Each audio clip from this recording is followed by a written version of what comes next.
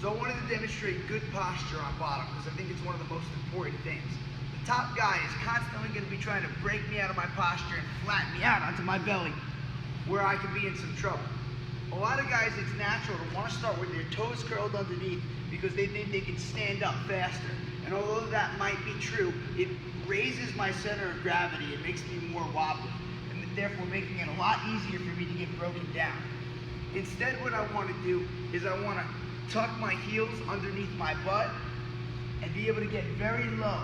Here, as my center of gravity is low, it's difficult for him to break me down. The other thing is, because my toes are pointed out, they stabilize me from side to side. I'm not going to fall over. If my toes were curled under, then I could wobble over to my butt on both sides, and I don't have a strong base position.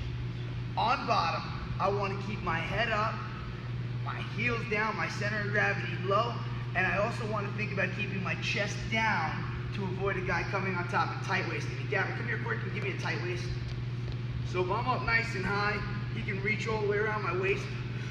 Squeeze the air out of me, I can't breathe. Oh, man. Instead, down here, he tries to reach around. He has to go ahead and reach around, get that deep tight waist again. He ends up around my chest, and I'm protected by my rib cage. I'm fine, no problem. But if I'm up high, he's gonna get low underneath my belly and crush the air out of me. This may become a difficult stretch for you at first. Some guys can't really quite get into it. But if you keep practicing this, you'll build this low posture, and it's gonna be very important, not only for our bottom position, but also for finishing shots that we attack.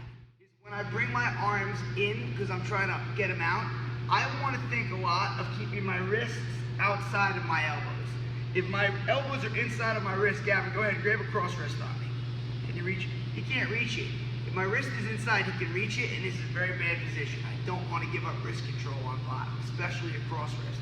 So again, elbows out is safe, elbows in, wrists out is safe, wrist in, elbow out, no good.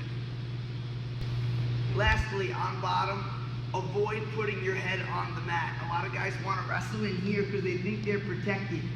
A guy can just beat you up when you're down there with your weight on your head.